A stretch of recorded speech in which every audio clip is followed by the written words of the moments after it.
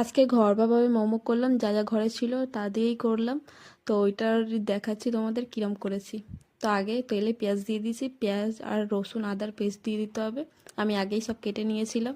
তারপরে রসুন আদা দিয়ে ভালো করে নেড়ে নিতে হবে। হালকা হালকা রেড ভাব যখন এসে যাবে তখন ওই মধ্যে দিয়ে দিব কাটা গাজর দিয়ে নিব।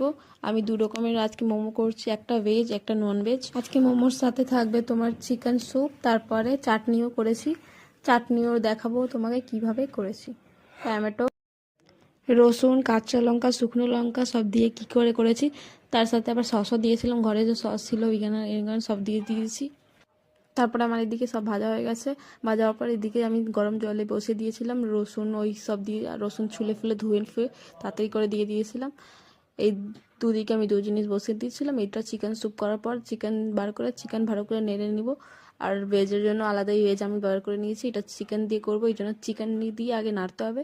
তার জন্য চিকেন দিয়ে দিয়েছি ভালো মতন। একদম ছোট ছোট করে নিতে হবে যাতে একটু ভালো লাগে, সব মধ্যে যেতে পারে। এর মধ্যে চাইলে অনেক রকমের মশলা তোমরা দিতে পারো, যার ইচ্ছা। লেকিন আমি কিছু দিই না, যেহেতু আমরা ঘরে খাবো, সাধারণভাবেই আমরা খাই। নর্মালি অনেক কম তেল মশলা করে ইউজ করে মোমো করব। তার জন্য আজকে আমি এই চিকেন দিয়ে ভালো করে নেড়ে চেড়ে নিতে হবে। আমার কাছে কাঁচা লঙ্কা ছিল না, একদমই গাছে ছিল, কিন্তু রাতে যেতে পারিনি গাছে নিতে।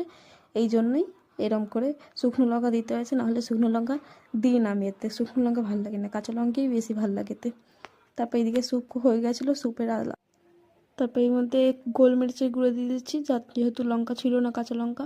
গোলমরিচ দিলে একটু ঝাল বেশি লাগে, মানে হালকা দিয়ে দিতে হবে, বেশি দিলে আর অত ভালো লাগে না, আর অল্প দিলেই হয়ে যাবে।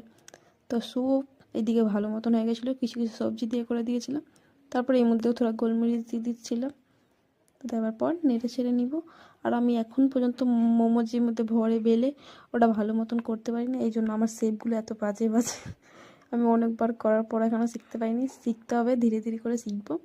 তারপর এদিকে দেখিয়ে দিচ্ছি চাটনি হয়ে গেছে। চাটনি তো তেল মশলা দিয়ে যেরকম করো সবাই জানোই। তো এইদিকে আমি ভাপে দিয়েছিলাম, কি সুন্দর দেখো, পুরো ভাপ খেয়ে খেয়ে পুরো একদম হাওয়ায় উঠছে, কি সুন্দর লাগছে তাই না। এদিকে আমি তুলে নিয়েছি, না এই মধ্যে দিচ্ছি, সরি এই মধ্যে দিচ্ছি, তোলা হয়ে গেছিলো।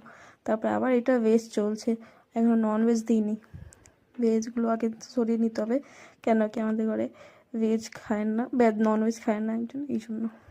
আর কমেন্ট করে অবশ্যই জানাবে আপনাদের কীরম লেগেছে ঘর বা মোমোস, আর আপনারা কীরম করেন। আমি এখনও পর্যন্ত শেপ দিতে পারি না একদমই, কিন্তু এই বানিয়ে নিতে পারি ঘরোয়া হবে। দেখো কি সুন্দর ঝরে ঝরে পড়ছে।